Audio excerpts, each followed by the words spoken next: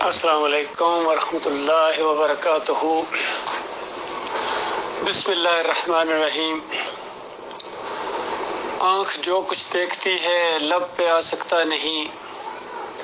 میں بھی حیرت ہوں کہ کیا سے کیا ہو جائے گا۔ دیکھیے، اللہ کے منصوبے بڑے عظیم الشان ہوتے ہیں اور بہت ہی زیادہ دور اندیشی کے اوپر اور مستقبل کی باتیں اور آگے کے معاملات ہوتے ہیں جو انسان نہیں سمجھ سکتا ہے۔ دیکھیے، بنی اسرائیل غلامی کی زنجیروں کے اندر کرا رہی ہے، اور کس انداز سے اللہ تعالیٰ نے وہ سٹوری بیان کی ہے کہ ایک بچے کو کس طرح فرعون کے گھر میں اللہ تعالیٰ نے پہنچا دیا، پھر وہاں پرورش کی۔ یہ اللہ تعالیٰ بنی اسرائیل کی آزادی کا گویا ایک منصوبہ بنا رہا ہے اور وہ عمل میں آ رہا ہے۔ حقیقی آزادی یہ ہوتی ہے، حقیقی آزادی۔ اسی طریقے سے یہ جو پاکستان بنا ہے اور ایک نعرہ لگا تھا کہ پاکستان کا مطلب کیا؟ لا الہ الا اللہ، کہ پاکستان یہ جو علیحدہ بنایا جا رہا ہے ایک ملک، اس کا معنی یہ ہے کہ اب لا الہ الا اللہ کی دعوت آنے والی ہے۔ اس وقت کوئی سوچ بھی نہیں سکتا تھا کہ اس پاکستان سے حقیقی معنوں میں لا الہ الا اللہ کی دعوت اٹھے گی، اور یہ دعوت اٹھی ہے، بڑی شدت کے ساتھ اٹھی ہے اور بڑے خلوص کے ساتھ اٹھی ہے۔ اس اندھیرے میں یہ شمع روشن ہوئی ہے 20ویں صدی کے آخری اس عشرے میں، آخری دور میں، آخری دہائی میں، ڈاکٹر مسعود الدین عثمانی رحمۃ اللہ علیہ کے ذریعے۔ اور وہ بھی آرمی افسر تھے، بہت ہی معاہد عالم دین تھے اور بہت ہی تجربہ کار یعنی ڈاکٹر بھی تھے۔ اپنی اس فیلڈ میں بھی ڈاکٹر ان کی بہت زیادہ عزت کیا کرتے تھے، آفیسرز ان کی عزت کرتے تھے، اور جب دین کے میدان میں آئے تو بڑے بڑے علماء نے گھٹنے ٹیک دیے، اور انہوں نے کہا کہ ڈاکٹر مسعود الدین عثمانی رحمۃ اللہ علیہ کے لٹریچر کو، یہ جو توحید کی دعوت انہوں نے اٹھائی ہے، اس کو جھٹلایا نہیں جا سکتا، اس کو رد کرنا کوئی آسان کام نہیں ہے۔ اس طرح کے الفاظ ان مسلک پرستوں نے بھی لکھے ہیں، اور ایک بزرگ عالم دین نے حیدرآباد میں تھے، ان تک یہ دعوت جب پہنچی تو اس نے یہ تبصرہ کیا کہ اللہ کے اس بندے نے شرک کی جڑ کے اوپر تیشہ چلایا ہے۔ تو یہ انداز تھا ڈاکٹر مسعود الدین عثمانی رحمۃ اللہ علیہ کا۔ کراچی کے ماڑی سے انہوں نے دعوت اللہ، بازاروں میں، بسوں میں، ٹرین میں خاص کر بیٹھ کے وہاں سے آتے تھے یہاں ملیر ہال تک، اور یہاں سے پھر واپس جاتے تھے، ٹرین کے اندر لوگوں کو اللہ کی طرف بلاتے تھے، بازار میں نکلتے تھے، حتیٰ کہ مزاروں کے سامنے ان کے علاقے میں حاجی غائب شاہ کا ایک مزار تھا، عرس ہوتا تھا، وہاں وہ دعوت اللہ کرتے تھے، لوگوں کو اللہ کی طرف بلاتے تھے کہ لوگوں، تمہارا ایک مالک ہے، الہکم الہ واحد لا الہ الا هو الرحمن الرحیم۔ اس انداز سے جب دعوت سامنے آئی ہے، اور پھر آہستہ آہستہ ریئیکشن ہونا شروع ہوا ہے کہ جب ان داتاؤں، دستگیروں اور مشکل کشاؤں اور حاجت رواؤں کے اوپر چوٹ پڑی ہے، یہ تمہارے اصل میں بت کدے ہیں جن کو تم مزار شریف کہتے ہو اور عرس شریف کہتے ہو، یہ مسلمان مندر ہیں، اور یہ ہندوؤں میں اور ان مسلمانوں میں کوئی خاص فرق نہیں ہے۔ وہ اپنے مہاراج کو کھڑا کر کے پوجتا ہے اور تم اپنے مہاراج کو لٹا کے پوجتے ہو، جس کو بابا کہتے ہو۔ وہ وہاں بھجن گاتا ہے، اب تم چونکہ اردو اور عربی کے اس طرح استعمال کرتے ہو، تم بھجن تو نہیں کہتے ہو، تم کہتے ہو کہ قوالی ارشاد فرمائی ہے، قوالی ہوئی ہے، دھمال ہوئی ہے وہاں۔ وہ وہاں پرشاد بانٹتا ہے اور تم وہاں نظر و نیاز بانٹتے ہو، وہ وہاں پھیرے لگاتا ہے، تم یہاں طواف کرتے ہو، وہ وہاں ڈنڈوت کرتا ہے، مہاراج کی ڈنڈوت کی، اور تم یہاں سجدہ تعظیمی کرتے ہو۔ تو بتاؤ اللہ کے بندوں، کیا فرق ہے تمہارے میں اور ان کے درمیان؟ لہٰذا یہ جو تمہاری درگت بنی ہوئی ہے اور تمہاری ماں اور بہنوں کی عصمتیں پامال ہوئی ہیں، اس کی ایک وجہ ہے کہ تم نے اپنے مالک کے ساتھ غداری کی ہے، تم نے کلمے کے ساتھ غداری کی ہے، اور کوئی مسلک، کوئی جماعت ایسی نہیں جس کے عقیدے کے اندر شرک نہ ہو۔ بالکل ان کی کتابوں کے حوالے دے کے ڈاکٹر صاحب رحمۃ اللہ علیہ نے اپنی کتابوں کے آخر میں ان کے عقیدے دیے۔ دیکھو، قرآن یہ کہتا ہے اور تمہارے اکابرین یہ کہتے ہیں. اور معاملہ ابھی یعنی قریب ماضی قریب کا نہیں ہے بلکہ صدیوں بیت گئی ہیں کہ تم انہی کتابوں کو، چاہے یہ کشف المحجوب ہو، مجدد الفسانی کے ملفوظات ہوں، محی الدین چشتی کے ہوں، اور اوپر جتنے صوفیاء گزرے ہیں، ابن عربی ہوں اور ابراہیم ادم ہوں، اور یہ نیچے علی اجویری صاحب ہوں، ان کی کشف المحجوب ہو، پھر شاہ ولی اللہ کا یہ پورا خاندان ہو، انفاس العارفین ہو، حجت اللہ البالغہ ہو، اور پھر یہ جتنے نیچے ان کے خادم ہوں، چاہے اعلیٰ حضرت ہوں یا ابو الاعلیٰ ہوں، اور یہ دیوبندی مسلک قاسم نانوتوی سے لے کر نیچے اشرف علی تھانوی اور گنگوئی، اور یہ سارے کے سارے ان کی کتابیں اٹھا کر دیکھو جو ان کی اپنے منشور ہے، عقائد علماء دیوبند اٹھا کر دیکھو، ہر جگہ ہمارا اور ہمارے بزرگوں کا یہ عقیدہ ہے. اور عقیدہ نمبر 1، عقیدہ نمبر 2، عقیدہ نمبر 3، بتائیے کون سا عقیدہ ہے جو قرآن کے مطابق ہے؟ ہر ایک کے اندر شرک اور کفر بھرا ہوا ہے کہ قبروں سے فیض حاصل ہوتا ہے، ان کے وسیلے سے دعا مانگی جائے تو قبول ہوتی ہے، حضرت صاحب قبر میں زندہ ہیں، اشرفیوں کی تھیلی پکڑا دی، ہاتھ سے اونٹ ذبح کر دیا، یہ سارے واقعات فضائل اعمال کے اندر موجود ہیں.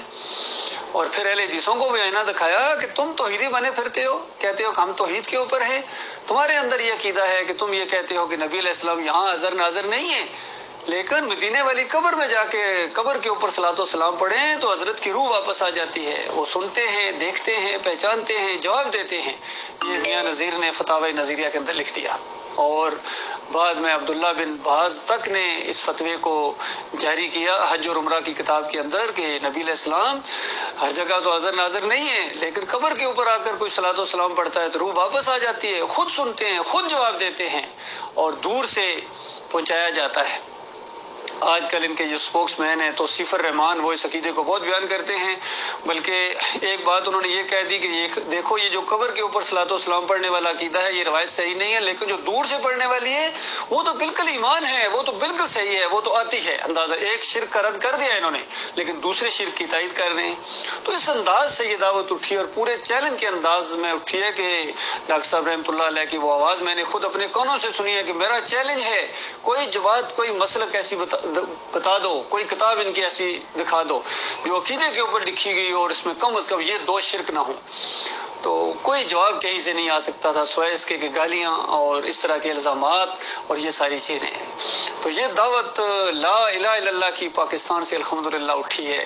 اور بڑے زبردست انداز سے اٹھی ہے، اور سارے ایکا کر لیا تھا انہوں نے. متفقہ طور پر انہوں نے فتویٰ دیا تھا، بریلویوں نے، دیوبندیوں نے، اہل حدیثوں نے، کہ ڈاکٹر عثمانی کا قتل واجب ہے. اندازہ لگاؤ، بتائیے جو اللہ کی طرف بلا رہا ہے، توحید کی دعوت دے رہا ہے، شرک کا رد کر رہا ہے اور شرک پھیلانے والوں کی نشاندہی کر رہا ہے اور اللہ کی طرف بلا رہا ہے، ایمان کی طرف بلا رہا ہے، اس انداز سے اٹھنے کے لیے کہہ رہا ہے جس طرح صحابہ اکرام اٹھے تھے. تو یہ آگے سے سارے مولوی انہوں نے ایکا کر لیا. ان حرام خوروں نے، سارے مولوی ان کی پیٹ کے اوپر لات ماری اس اللہ کے بندے نے. جہاں ایمان عقیدے کی دعوت دی کہ تمہارے عقیدے کے اندر بربادی ہے، وہاں یہ بھی لے کے آئے کہ دیکھو یہ جو تم اذان دینے کے پیسے لیتے ہو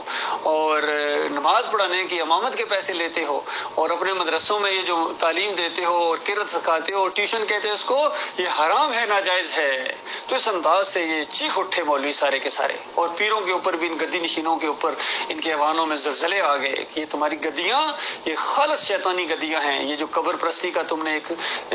دین مہیا کیا ہے، تصوف کے نام سے ایک دین آیا ہے،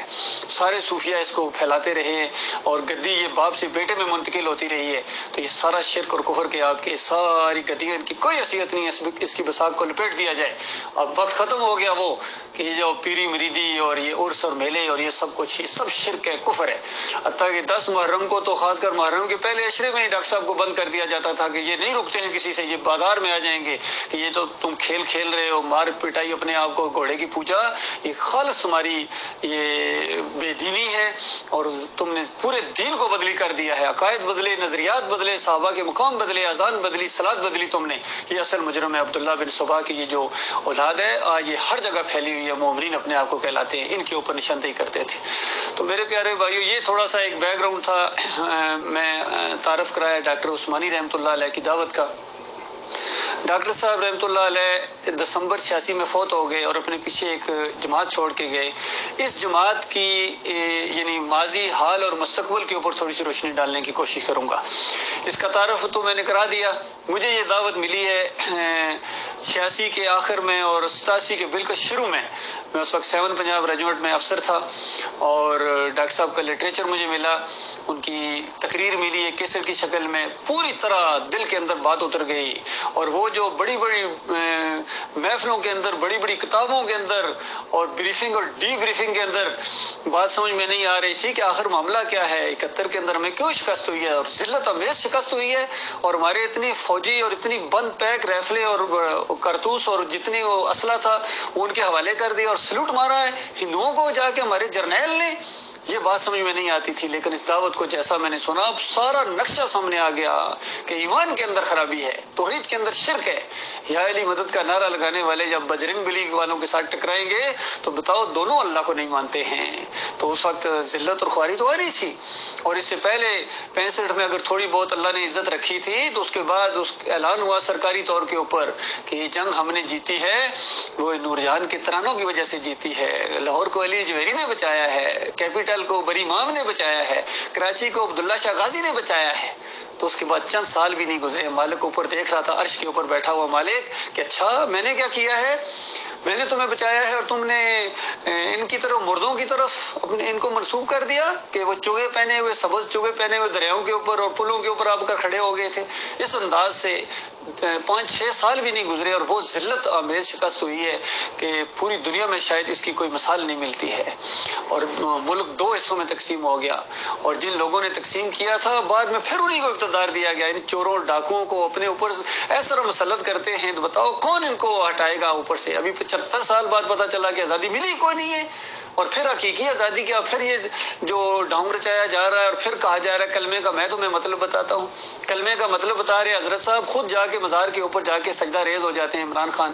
اور کبھی بھی یہاں یا علی مدد کے پٹے بنواتے ہیں، اور کبھی جمہوریت کا یہ مشرکانہ نظام آپ جمہوریت کے ذریعے اسلام لے آئیں گے، مدینہ ریاست بنا دیں گے، تو کبھی نہیں ہو سکتا۔ اللہ کے بندوں تمہیں بار بار یہ جو فراڈ کیا جا رہا ہے، یہ نئے شکاری آتے ہیں، جال بھی ان کو نیا لانے کی توفیق نہیں ملی، پرانا جال لاتے ہیں، جس طرح پہلے 9 گنڈے آئے تھے، 9 ستارے، پھر متعدد مجلسہ عمل کی صورت میں آئے، اور ابھی یہ پھر پی ڈی ایم اور یہ سارا معاملہ ہے۔ یہ اصل میں اللہ تعالیٰ نے ایسے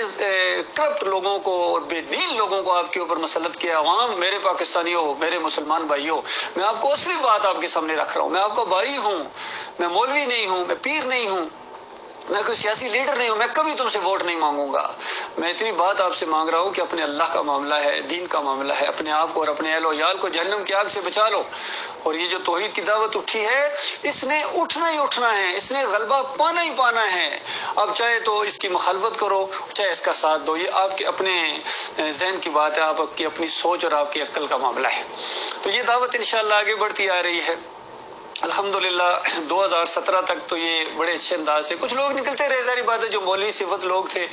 وہ اس میں سے نکلتے رہے، وہ زیادہ دیر اس کے ساتھ نہیں چل سکتے۔ یہ تو مجاہدوں کا راستہ ہے، یہ جو مردوں کا راستہ ہے، توحید کی دعوت کتابیں آتی ہی جو مردوں کی رہنمائی کے لیے۔ تو شروع میں ڈاکٹر صاحب کی وفات کے فوراً بعد اس میں جو مرکزی شورا میں حالانکہ امیر بادشاہ تھے، ایک اور کوئی عبد القادر سومرو اور 2-3 اور یہ نکل گئے جماعت سے، عبد الحادی تھا، ایک مولوی بشیر تھا ملتان کا، پھر یہ غضنفر وہاں عارف ایام کے ساتھ وہ بھی علیحدہ ہو گیا، اور یہ اس طریقے سے پھر کچھ اور لوگ تھے نکلتے، اکا دکا نکلتے رہتے تھے۔ ان سے نکلنے سے کوئی خاص فرق نہیں پڑتا تھا، جماعت اپنی شان کے ساتھ آگے جا رہی تھی، مراکز بن رہے، مساجد بن رہی، اور پھر آ کے ایک پہلی بڑی سازش جو اس جماعت کو توڑنے کے لیے ہوئی وہ 2005 کے اندر یہ حکیم رمضان جو پنجاب کے امیر تھے اور سرفراز جو مرکزی شورا کے رکن تھے، ان کی اگر کیسٹ کوئی بندہ سن لے، 1 گھنٹے کی ان کی کیسٹ ہے، جو اندروں اندر ان کے رابطے چل رہے تھے جماعت کو توڑنے کے لیے، جو منصوبہ بندیاں کی جا رہی تھیں، اس میں عقیدے کی کوئی بات نہیں تھی، بس سرفراز ایک ہی بات کہی جا رہا ہے، بس جی جماعت کا کچھ کرو، جماعت کو کچھ ہونے والا ہے۔ بھائی بتاؤ، آگے سے حکیم رمضان بھی یہ نہیں پوچھ رہا کیا ہوا جماعت کو، بتاؤ ذرا اس میں خرابی کہاں سے آئی ہے، یہ بات نہیں ہے، بس جی یہ کرو وہ کرو، اس طریقے سے۔ اور پوری کیسٹ ہے وہ 1 گھنٹے کی جو ان کی کیسٹ ہے وہ منظر عام پر آ گئی، اور اس کیسٹ کے اندر دونوں آدمی ایک دوسرے کو کہہ رہے دیکھنا کسی کو پتہ نہ چلے، میں یہ بات آپ کو بتا رہا ہوں کسی اور کو معلوم نہ ہو، اور میرا نام نہ لینا دیکھنا، دونوں ایک دوسرے کو کہتے ہیں۔ لیکن واقعی اللہ تعالیٰ بڑی قدرت والا رب ہے، بڑی طاقت والا رب ہے، اس نے انہی کے ہاتھوں سے یہ کیسٹ ریلیز کروا دی، اور پھر یہ سننے کے بعد پتا چلا کہ سازش کس کو کہتے ہیں، اور پھر مداخلت کس کو کہتے ہیں، سازش کس کو کہتے ہیں، ہیں، اور پھر اس سازش کو روکا کیسے جاتا ہے جب تک اس کو آئینے ہاتھوں سے ٹیکل نہ کیا جائے۔ یہ سازشی لوگ ان منافقین کے بارے میں جو اللہ تعالیٰ نے کہا نا وَغْلُظْ عَلَيْهِمْ، ان کے اوپر ذرا سختی کرو۔ کافروں مشرکوں کے ساتھ بھی نپٹنا ہے اور ان کے ساتھ بھی جو آستین کے سانپ ہیں،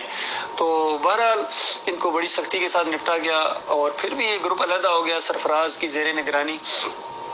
یعقوب ایک مولوی اس کے ہاتھ میں تھا، اور اس نے اپنے گروپ لوگوں کو غلط فہمیوں کے اندر ڈال کر کسی کو پیسے سے خریدا، بالکل اسی طریقے سے ماحول بنا جس طرح آج یہ پاکستان کے اندر یہ جو رجیم چینج معاملہ ہوا ہے، اور اس میں امریکیوں نے سازش بھی کی، ملاقاتیں کی مختلف لوگوں سے، اندروں اندر اب ان کی قسطیں اور آڈیو لیک ہو رہے ہیں، وہ بھی باتیں سامنے آ رہی ہیں۔ کسی کو پیسے سے خریدا اور لالچ دیا کہ اندہ تمہیں ہمیں ادھر کا وہ ٹکٹ دے دیں گے، ادھر کی تمہیں وزارت دے دیں گے، MNA بنا دیں گے، اس طرح کر کے انہوں نے ایک رجیم کو چینج کر دیا۔ بالکل یہی سازش کی تھی سرفراز نے، اور پھر اپنا گروپ بنا کے علیحدہ ہو گیا، اور پھر وہ 4 حصوں میں تقسیم ہوا۔ اس کے بعد آہستہ آہستہ ایک سعید احمد لڑنی والا وہ علیحدہ ہو گیا، اور پھر ایک اختر بیگ اور دائیو، یہ دونوں ایک گروپ بنا کے علیحدہ ہو گئے، اور پھر ایک فیاض محمود باجوہ جوہر آباد والا، اور یہ کچھ لوگوں کو بدر کے بچوں کو لے کے اور کچھ لوگوں کو ساتھ لے کے یہ اپنا گروپ بنا کے علیحدہ ہو گئے۔ یہ 4 گروپوں میں تقسیم ہو گئے۔ تو خود سوچئے کہ اس طریقے سے یہ جماعت آگے بڑھتی رہی، اور 2017 کے اندر آ کے محمد حنیف کے عقیدے کے اندر شرک آ گیا۔ اس نے سجدہ تعظیمی کا شرک ایجاد کر دیا، اور خاص کر تفسیر جب انہوں نے لکھی، اس سے پہلے ڈاکٹر مسعود الدین عثمانی رحمۃ اللہ علیہ سے کہا جاتا تھا کہ آپ تفسیر لکھیں، یہ کریں، ان کو کہتے تھے یہ اپنی تفسیروں کو نہیں مانتے تو میری تفسیر کو یہ مانیں گے؟ باقی جو ان کا شرک ہے، کفر ہے، وہ میں بیان کر رہا ہوں، باقی ساری چیزیں ٹھیک ہیں۔ حتیٰ کہ اگر کوئی بندہ پوچھتا بھی تھا کہ ڈاکٹر صاحب اس دور کے اندر میں کون سی تفسیر پڑھوں، میں تفسیر پڑھنا چاہتا ہوں، تو ڈاکٹر عثمانی رحمۃ اللہ علیہ مودودی صاحب کی یہ جو تفہیم القرآن تھی اس کو ریکمینڈ کیا کرتے تھے، اور اس کے اندر جو شرکیہ باتیں تھیں اس کی نشاندہی کر دیتے تھے۔ ان کے عقیدے کے اندر جو خرابیاں تھیں، چاہے یہ سوال و جواب حصہ سوم ہو مودودی صاحب کی، اس کے اندر جو شرک کی باتیں تھیں اس کی نشاندہی کر دی ڈاکٹر صاحب نے کہ باقی ٹھیک ہے، پڑھو اس کو۔ تو بلکہ یہاں تک ڈاکٹر صاحب نے کہا کہ یہ تفسیروں کے ذریعے انہوں نے کفر و شرک پھیلایا ان مفسرین نے، کاش یہ قرآن اور حدیث کو اپنے حال پر چھوڑ دیتے تو اتنی گمراہی نہ پھیلتی۔ تو یہ انداز تھا ڈاکٹر صاحب رحمۃ اللہ علیہ کا۔ لیکن 2017 کے اندر آ کے جب محمد حنیف نے یہ تفسیر کو آگے بڑھانا چاہا، اس سے پہلے بھی جب پہلی جلد لکھی وہاں اختلاف پیدا ہو گیا، کتنے لوگ وہاں سے علیحدہ ہو گئے۔ پھر اس کے بعد دوسری جب جلد لکھی تو اس کے اندر تو انہوں نے شرک کا انجیکشن دے دیا۔ سورہ یوسف 100 نمبر آیت کی جو تفسیر کی انہوں نے، دعوت القرآن، اندازہ لگائیے کتنا پیارا نام، دعوت القرآن۔ گویا یہ کہنا چاہ رہے ہیں کہ دعوت القرآن یہ ہے کہ نبی اپنے پورے خاندان سمیت ایک دوسرے نبی اور وہ بھی بیٹے نبی کے سامنے سجدہ ریز ہو گیا۔ یہ 100 نمبر آیت کے اندر تشریح میں انہوں نے دوسری جلد میں لکھ دیا۔ تو اس وقت جو ہے وہ ان کو بہت سمجھایا، یقین کیجئے 3 مہینے ان کو سمجھاتے رہے، مضمون لکھ کے پورا ان کے ہاتھ میں پکڑایا کہ دیکھو یہ انبیاء اللہ کو سجدہ کیا کرتے تھے۔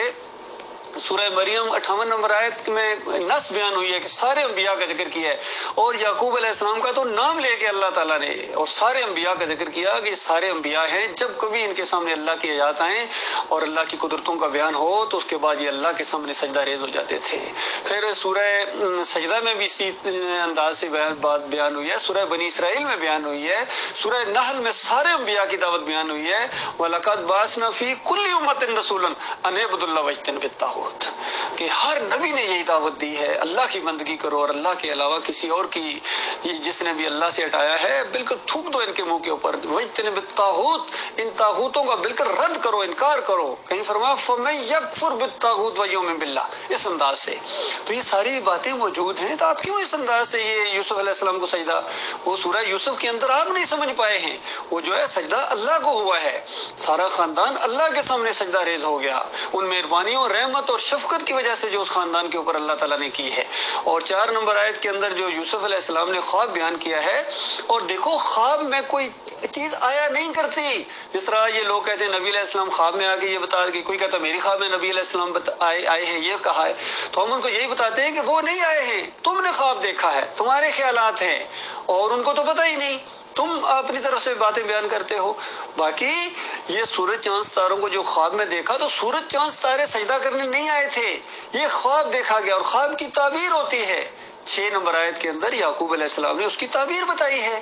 اور تعبیر یہ بتائیے کہ میرے بچے، اس کا مطلب یہ ہے کہ اللہ تعالیٰ تجھے منتخب کرے گا، یعنی نبی بنائے گا، اور یہ بات کوئی نبی اپنے فہم و فراست سے نہیں بیان کر سکتا، یہ خالص اللہ کی وحی کے مطابق ہے۔ اور اللہ تعالیٰ تجھے باتوں کی تہ تک پہنچنے کا علم دے گا، دانائی دے گا، وزڈم دے گا، اور تمہارے اوپر اس طرح اپنی رحمتوں اور برکتوں کی تکمیل کرے گا جس طرح ابراہیم علیہ السلام کے اوپر کی، جس طرح اسحاق علیہ السلام کے اوپر کی، پھر اپنا بھی نام لیا کہ اس خاندان کے اوپر بھی اللہ تعالیٰ رحمتوں اور برکتوں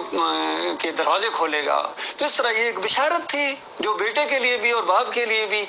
تو اسی چیز کو سن کے پوری زندگی ان کی اسی نقطے کے گرد گھومی اور صبر کرتے رہے مشکلات کے اوپر۔ بار بار کئی دفعہ جب گھر والے کچھ بات کہتے تھے تو یعقوب علیہ السلام کہتے تھے میرے بچوں تم وہ باتیں نہیں جانتے ہو جو میں جانتا ہوں، اللہ کے منصوبے کو میں جانتا ہوں، اس انداز سے۔ اور پھر چونکہ وقت تو لگنا تھا، اس میں جدائی بھی ہونی تھی، سارے معاملات تھے، روتے بھی رہتے تھے، صبر کرتے تھے، اور اپنے غم کی فریاد اللہ کے علاوہ کسی اور کے سامنے نہیں کرتے تھے۔ دوسری طرف یوسف علیہ السلام میں وہ بھی کتنی آزمائشوں سے گزرے، لیکن ہر موقع کے اوپر، ہر قدم کے اوپر وہ اللہ کے سامنے سجدہ ریز نظر آتے ہیں۔ اور جب وہ سٹوری اپنے اینڈ کو پہنچی ہے، پوری مشکلات کا دور ختم ہو گیا، اور وہاں ایک شاہانہ انداز سے وہ بھائی جس ملک میں چھپتے ہوئے، ڈرتے ہوئے، خوف سے داخل ہوتے تھے، بلکہ ایک مرتبہ تو خیرات لینے والے انداز سے داخل ہوئے، اب رائل فیملی کی حیثیت سے، حکمران فیملی کی حیثیت سے اس ملک کے اندر داخل ہو رہے ہیں، اور کیسا پروٹوکول ان کو ہوا۔ اور پھر جب تخت کے اوپر والدین کو بٹھایا گیا تو یہ منظر، سارا معاملہ ہے، سارا خاندان اللہ کے سامنے، وَخَرُّوا لَهُ سُجَّدًا، اس طرح کے الفاظ آئیں گے، سارا خاندان اللہ کے سامنے سجدہ ریز ہو گیا۔ یہ شکر گزاری کے طور پر یہی ہوتا ہے۔ اور جب اللہ کی بات سامنے آتی ہے اسی طرح ہوتا ہے، انبیاء اسی طرح کرتے ہیں، نبی علیہ السلام نے اسی طرح کیا تھا۔ جب اللہ تعالیٰ نے وعدہ کیا بنی اسرائیل کے اندر، سورہ بنی اسرائیل کے اندر، کہ ایک وقت آپ ابھی یہاں سے نکال رہے ہیں، آپ فاتح کی حیثیت سے یہاں واپس آئیں گے، تو بتائیے اس وقت کوئی سوچ بھی نہیں سکتا تھا یہ کیا بات کہی جا رہی ہے، لیکن ایمان کا معاملہ ہے، نبی علیہ السلام کو پورا یقین تھا۔ اور پھر جب 10 سال بھی نہیں گزرے ہیں تو ایک فاتح کی حیثیت سے جب نبی علیہ السلام مکہ میں داخل ہوئے ہیں تو اونٹنے کے اوپر اس طرح جھکے جا رہے ہیں گویا سجدے والے انداز میں، اور ساتھ ہی منہ سے یہ وہ الفاظ ہیں کہ میرے مالک سب کچھ تو نے کیا ہے، اکیلے مالک نے دشمنوں کو مار بگایا اور روب طاری کر دیا، اور اللہ نے اپنا وعدہ سچا کر دکھایا، اللہ نے مدد کی اس انداز سے۔ یہی ہوتا ہے، یہی انداز تھا یوسف علیہ السلام کا، یہی انداز تھا یعقوب علیہ السلام کا۔ لیکن محمد حنیف صاحب کی سمجھ میں بات نہیں آئی، ان کا ایک چیلا تھا سعید احمد، وہ بھی مقرر قسم کا تھا، وہ بھی اسی سجدے کا قائل ہو گیا، اس کے ساتھ ایک تھا انیس الدین، وہ بھی کافی اچھا لکھاری تھا، لیکن سب کے اوپر ایسا شیطان کا شدید وار ہوا کہ وہ گھائل ہو گئے اور گھٹنے ٹیک دیے انہوں نے شیطان کے آگے۔ بہرحال کہنے کا مقصد یہ ہے، یہ گروپ اس طرح مارا گیا۔ پھر یعقوب علی کے گروپ کے اندر بھی انکار حدیث کا ایک معاملہ آ گیا، چونکہ صلح حدیبیہ کے موقع کے اوپر جو نبی علیہ السلام نے ان روایتوں کے مطابق جو بخاری اور مسلم کی روایتیں ہیں کہ اس میں یہ آتا ہے کہ نبی علیہ السلام نے وہ معاہدہ جس میں وہ نام نہیں مان رہے تھے مخالفین، وہ کہہ رہے تھے کہ محمد رسول اللہ نہ لکھو، اگر محمد رسول اللہ ہم مانتے تو جنگ ہی کیوں ہوتی، معاہدہ ہی کیوں ہوتا، آپ لکھو محمد بن عبداللہ۔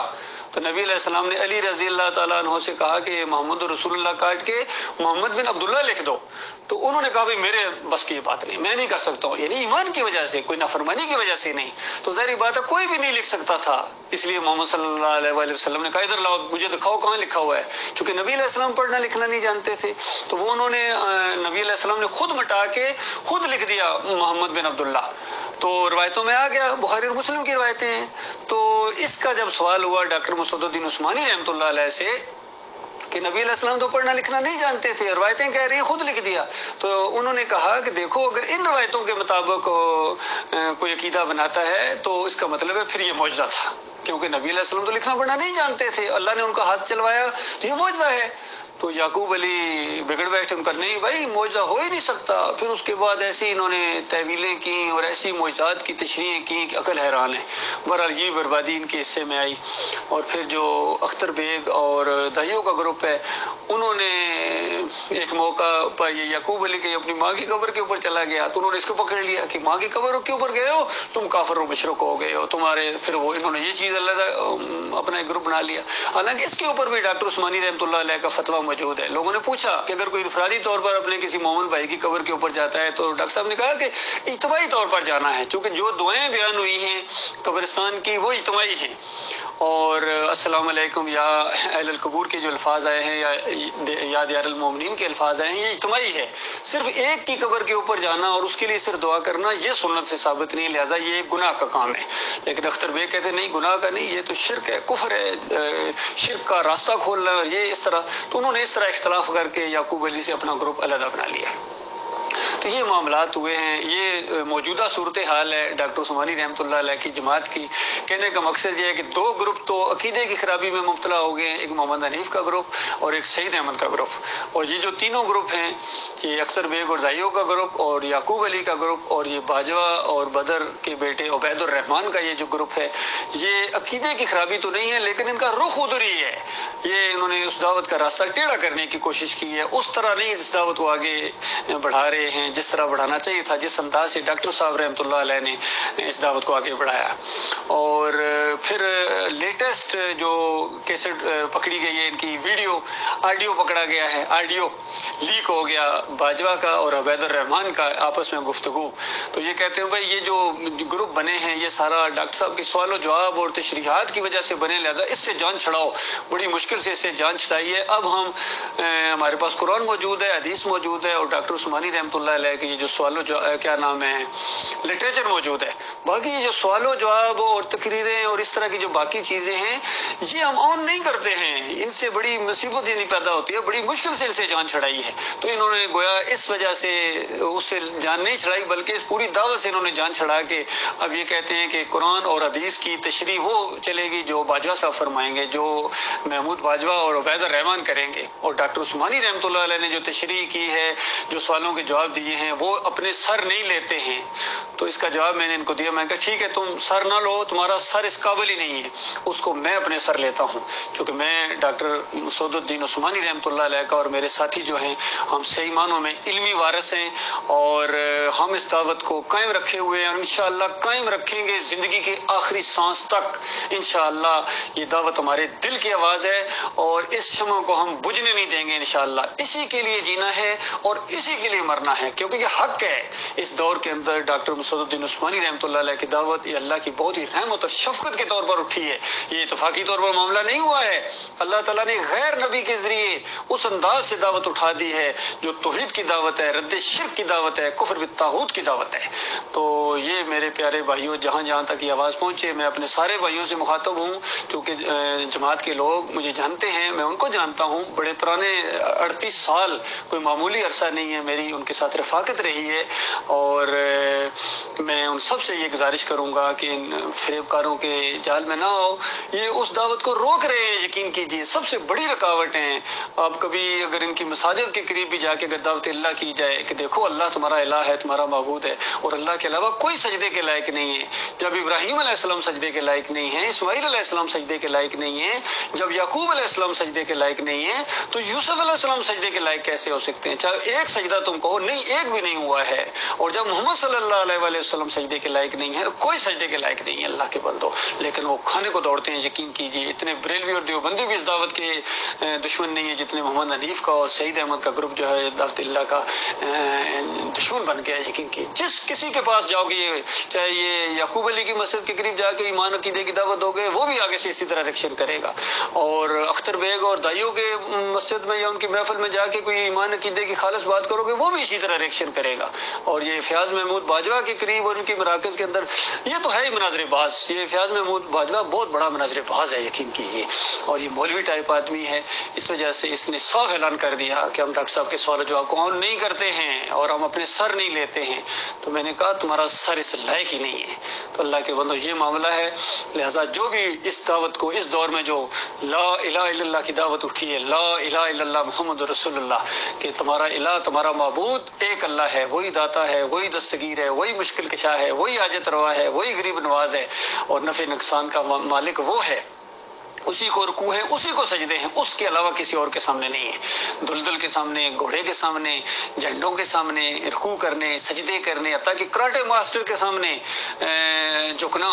یا حتیٰ کہ جس طرح ماں باپ کے سامنے جھکا جاتا ہے، لوگ کچھ عید بقرعید کے موقع کے اوپر پاؤں کو بوسہ دیتے ہیں، یہ اللہ کے غضب کو للکارنا ہے۔ یہ فتویٰ ہے ڈاکٹر مسعود الدین عثمانی رحمۃ اللہ علیہ کا، اور یہ بھی فتویٰ ہے کہ دیکھو جن کا ایمان خراب ہوتا ہے وہ اس طرح تفسیر کرتے ہیں کہ یوسف علیہ السلام کو سجدہ ہوا۔ یہ ساری باتیں موجود ہیں اللہ کے بندو۔ تو یہ آپ کے سامنے میں نے ڈاکٹر صاحب کی دعوت کا ایک ماضی اور حال اور پھر مستقبل یہ ہے کہ یہی دعوت رنگ لائے گی انشاءاللہ، اگرچہ تعداد ہماری تھوڑی ہو گئی ہے، لیکن اللہ تعالیٰ باصلاحیت لوگوں کو اور مخلص لوگوں کو ہمارا ساتھی بنا رہا ہے۔ نئے لوگ آئیں گے اور پرانے لوگ بھی جو مخلص ہیں، ان کے جال میں پھنسے ہوئے ہیں مختلف گروپوں کے، وہ بھی آہستہ آہستہ نکل کر ہماری طرف آ رہے ہیں الحمدللہ۔ اور نئے لوگ جو ہیں، ہمارا واحد یہ ایک چینل ہے ڈاکٹر عثمانی رحمۃ اللہ علیہ کی ساتھیوں کا، توحید کے اوپر مبنی، ڈاکٹر صاحب کی بھی ہم کے اسٹیج کے اوپر اپلوڈ کرتے ہیں، اور ہمارے یہاں درس ہوتے ہیں، یہ بھی ہم اپلوڈ کرتے ہیں۔ کم از کم 1900 آج کی تاریخ میں 1900 ویڈیو اپلوڈ ہو چکے ہیں الحمدللہ۔ اس طرح دعوت پھیل رہی ہے، لوگوں تک اس کو سنتے ہیں، کتنے ٹیلی فون آتے ہیں، رابطے آتے ہیں، اور ان گروپوں میں سے کوئی ایک گروپ بھی اس انداز سے اس ماڈرن میڈیا کو استعمال کرنے کے لیے تیار نہیں ہے، کیونکہ ان کے دماغ جو ہے نا وہی تبلیغی جماعت والوں کی طرح۔ حالانکہ اس موقع کے اوپر بھی ڈاکٹر مسعود الدین عثمانی رحمۃ اللہ علیہ کا فتویٰ ہے کہ یہ جو ویڈیو کا استعمال ہے، چاہے ٹی وی کا استعمال، اسلام اور ایمان کے لیے یہ تصویر کے زمرے میں نہیں آتا ہے، تصویر کے حکم میں نہیں آتا ہے۔ ڈاکٹر صاحب کہتے ہیں میری تحقیق ہے، وہ ماڈرن علوم کے بھی ماہر تھے اللہ کے بندو۔